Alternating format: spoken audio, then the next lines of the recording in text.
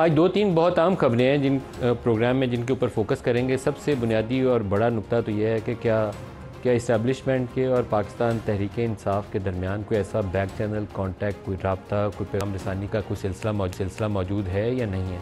अभी तक इसके कोई वाज़ेह जवाब हमारे पास नहीं है, लेकिन बाज़ जो लीडर्स हैं उनके बयानात से ये तासुर ज़रूर मिलता है कि कुछ ना कुछ ऐसा कॉन्टैक्ट मौजूद है या ऐसा पैगाम कहीं दोनों तरफ एक दूसरे को देने की कोशिश कर रहे हैं कि आइंदा आने वाले दिनों में सियासी मंजरनामे के ऊपर ये एक बड़ी डेवलपमेंट हो सकती है।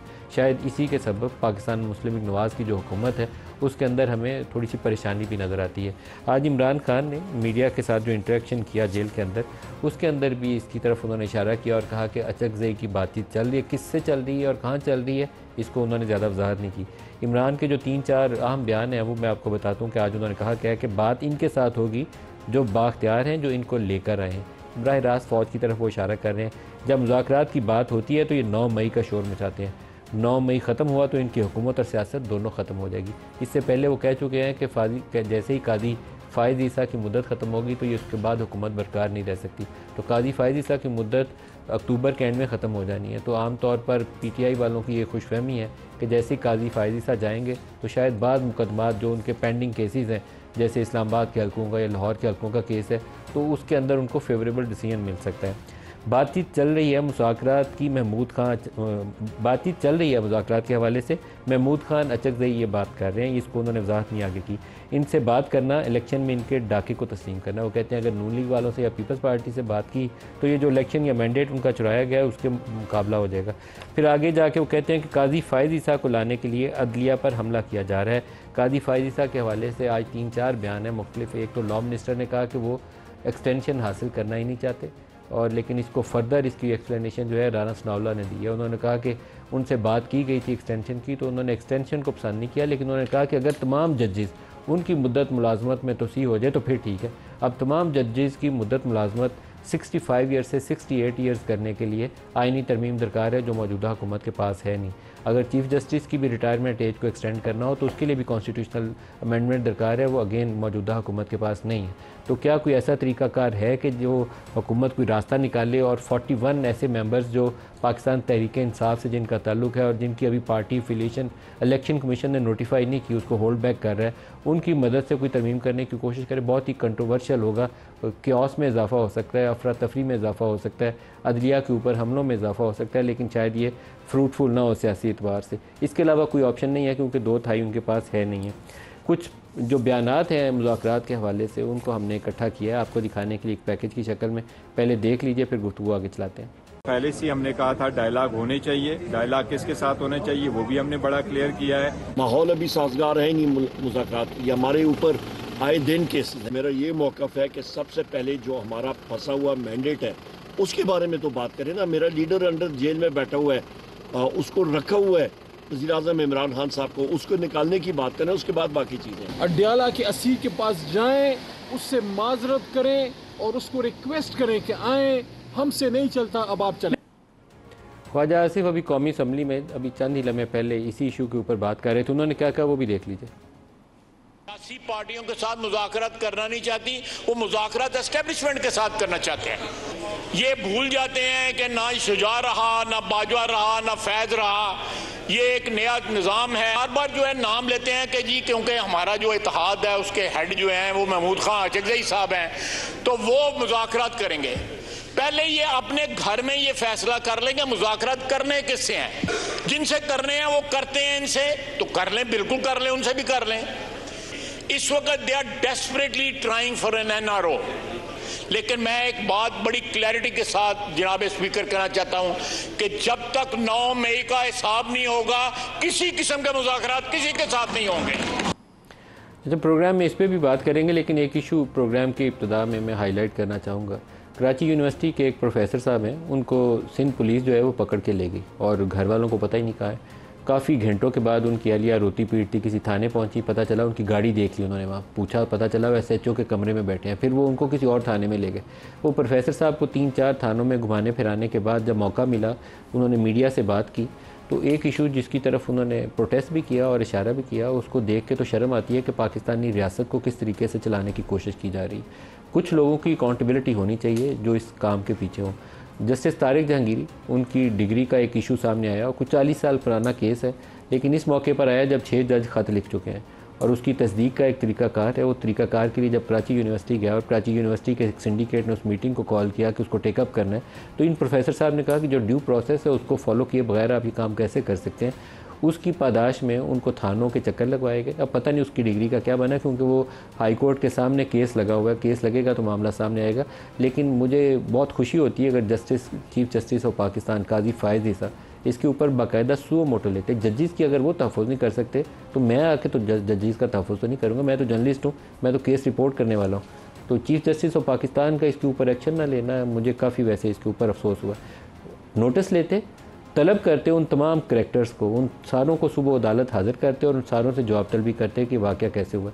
अगर आप एक प्रोफेसर के साथ ये कुछ कर सकते हैं और एक जज के साथ ये कुछ कर सकते हैं तो फिर पाकिस्तान में किसी के साथ कुछ भी हो सकता है। तो कुछ लोगों की अकाउंटेबिलिटी काजी साहब को अगर 25 अक्टूबर या जो भी उनकी रिटायरमेंट डेट है जाने से पहले कर जाएँ तो एक अच्छी मिसाल, एक अच्छी रवायत छोड़ कर जाएंगे। अगर आंखें बंद करेंगे तो कल किसी और के साथ हो जाएगा।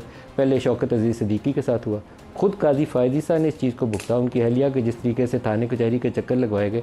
तो अब बाकी तारिक जहांगीरी को भी शायद 4-6 अदालतों में आप चक्कर लगवा लेंगे और क्या होगा, लेकिन निज़ाम तबाह हो जाएगा। और किसी का भला हो या ना हो, इस निज़ाम के अंदर जो कुछ थोड़ी बहुत कोई ट्रस्ट का एक एलिमेंट रह गया ना, एक 1% या 2%, हम वो भी तबाह कर लेंगे।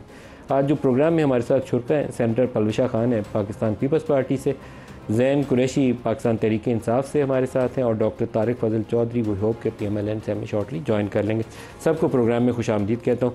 ज़ैन, किससे बातचीत चल रही है, थोड़ी इसके ऊपर रोशनी डाल दें। हम तो अभी तक कंफ्यूज ही हैं कि बातचीत हो रही है, नहीं हो रही है, डिसेप्शन है, आस है, उम्मीद है, क्या चीज़ है ये? बिस्मिल्लाहिर्रहमानिर्रहीम। मलिक साहब, बहुत शुक्रिया शो में दावत देने का। आपके इल्म में है मलिक साहब, हमने जो तहरीक तहफ़्फ़ुज़ आईन पाकिस्तान का एक प्लेटफॉर्म बनाया था, उसमें हमने महमूद खान अचकज़ई साहब को अपना सरबराह चुना और पाकिस्तान तहरीक इंसाफ ने उनको ये मैंडेट दिया है कि वो गुफ्तगू का आगाज़ करें। अब हमारे इल्म में ये आया था कि राना सनाउल्लाह साहब ने अचकज़ई साहब को अप्रोच किया था और उनकी कोई गुफ्तगू हो रही है। तो PTI का तो पहले दिन से ये मौक़िफ़ रहा है कि हम एक आइनी जमात हैं, हम एक कानूनी जमात, हम एक जमहूरी जमात हैं और हम जमहूरी क़ुव्वतों से बात करना चाहते हैं और बात करेंगे। तो इसके ऊपर कोई कबाहत है? अब देखिए इशू कहाँ पे आ रहा है सर, इशू ये आ रहा है कि हुकूमत को खुद भी बात कहीं पे किसी की हुई है, मिसाल के तौर पर अचकज़ई का किसी से राब्ता हुआ है? अचकज़ई साहब का राना सनाउल्लाह साहब से राब्ता हुआ है, उनका आपस में राब्ता हुआ है। मैं सर जो पॉइंट मैं करना चाह रहा हूँ ना, और वो क्या बात हुई आपस साहब का आपने अभी सुनाया बयान, पहले अचकज़ई साहब की बात करें, उनकी क्या आपस में बात है? अब मेरे ख्याल से उन्होंने राना सनाउल्लाह साहब ने अचकज़ई साहब से रब्ता किया है। वो इंशाल्लाह अब हमारी क़यादत उनसे बैठेगी तो उसकी मॉडलिटी सामने आएगी। मेरे पास डिटेल्स नहीं है उस मीटिंग की, लेकिन मेरे भी सुनने में ये आया था कि राना सनाउल्लाह साहब ने अप्रोच किया था अचकज़ई साहब को, जिस पे फिर हमारे चेयरमैन बैरिस्टर गौहर साहब ने कहा था कि हमने हर किस्म का इख्तियार जो है अचकज़ई साहब को दिया है और अगर वो तहरीक तहफ़्फ़ुज़ आईन पाकिस्तान के प्लेटफॉर्म से कोई गुफ्तगू आगे बढ़ाना चाहते हैं तो वो बाइख्तियार है। मैं जो मलिक साहब बात करना चाह रहा हूँ ना, मैं पहले पलविशा से इस पे बात कर लूँ, मैं दोबारा आपकी तरफ आता हूँ, फिर ख्वाजा आसिफ पे भी बात करिएगा। पलविशा, ये एक इंटरेस्टिंग है कि कंफर्मेशन हमें एटलीस्ट ज़ैन ने ये किया है कि अचकज़ई साहब का राना सनाउल्लाह की आपस में बात हुई। ख्वाजा आसिफ साहब का इशारा फ़ौज की तरफ था और इमरान खान ने भी फ़ौज की ही बात की थी।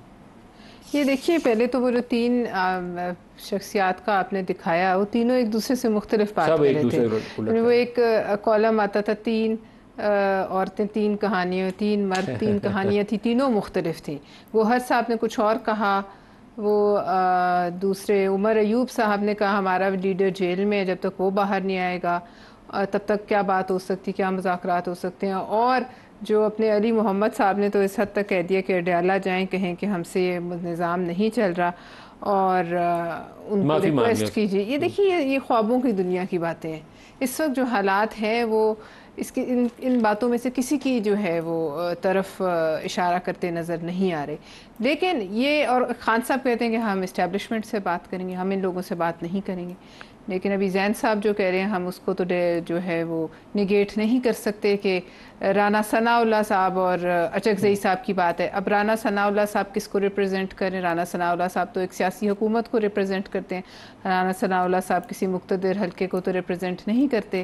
लिहाजा इसका मतलब ये है कि जो बातचीत अगर कोई है तो वो सियासी हुकूमत से हो रही है। अभी देखिए ना, बड़ी कंफ्यूजिंग सिग्नल्स हैं।